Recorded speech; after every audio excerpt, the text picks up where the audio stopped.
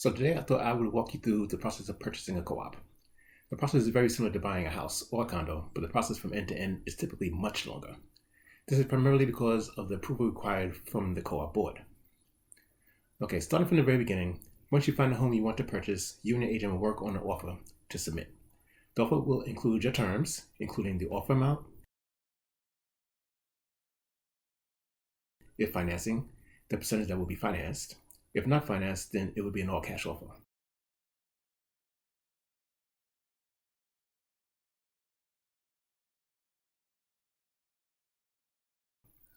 The down payment, some co-op boards will have a minimum down payment, most commonly between 10 and 20%. You also want to include your exclusions and inclusions, which can be appliances, fixtures, or anything else that came with the place. The offer should also include contingencies that will allow you to back out of the deal if these are not met. Common contingencies include the board approval, the mortgage approval, inspection, and appraisals. Sometimes in a very competitive market, you may choose to waive certain contingencies in order to make your offer more attractive. The seller will also more than likely want offers to be accompanied by proof of funds if it's an all-cash offer, or your bank pre-approval if you're financing. Finally, in order to let the seller know you are ready to move quickly, you should include your lawyer information, and you can let them know that you have a home inspector lined up. Now, a couple of things that you may want to consider.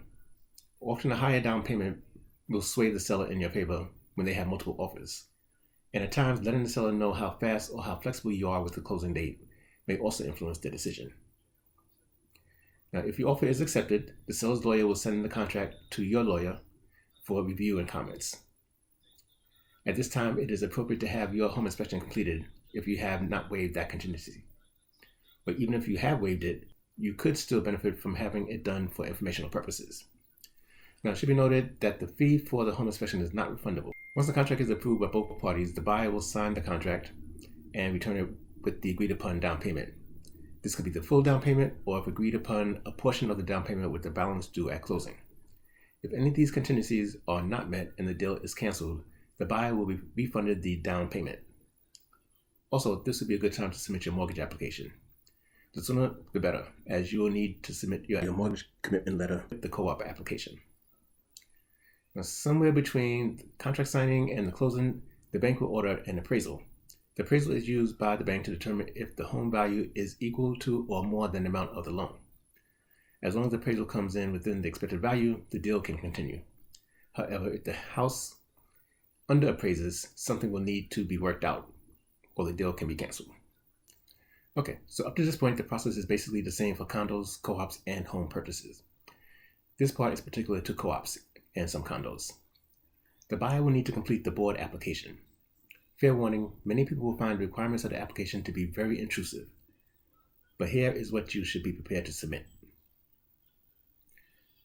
2 to 3 professional reference letters, 2 to 3 personal reference letters, financial statements. The financial statement that you will fill out will include all your assets and liabilities, 2 years tax returns, pay stubs, a reference letter from your landlord or managing agent, an employment letter, mortgage commitment. The mortgage commitment letter will be provided by your lender sometime after the appraisal is completed. Now, there are fees that are required by the board when submitting the application, most of which will be non-refundable.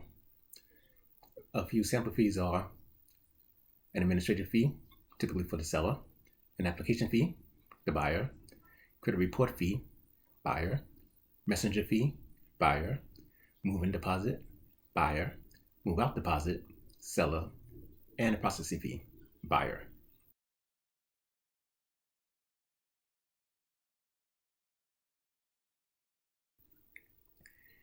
Now that all of that is done and submitted, the board will have the application package reviewed and can choose to move on to the next step, which would be an interview with the board, or based on the information provided, reject the application. Here is one thing that needs to be pointed out at this point.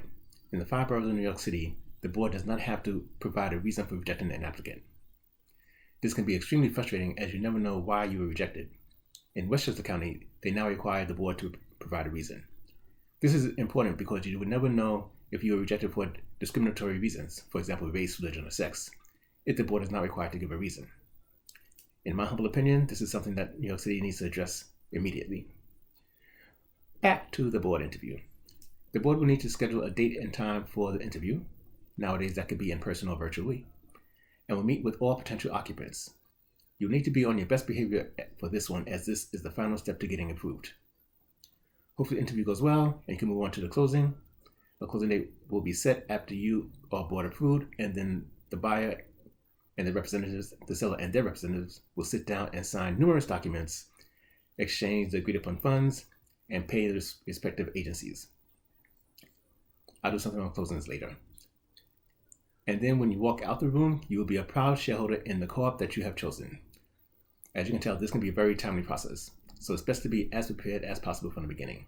Get your pre-approval, list your finances, line up your references, etc., and hopefully the process will go smoothly. Okay, so that's it for now. You know what you should expect, but if you have any questions, don't hesitate to reach out to me. Here's my email. Until next time, be safe. Peace.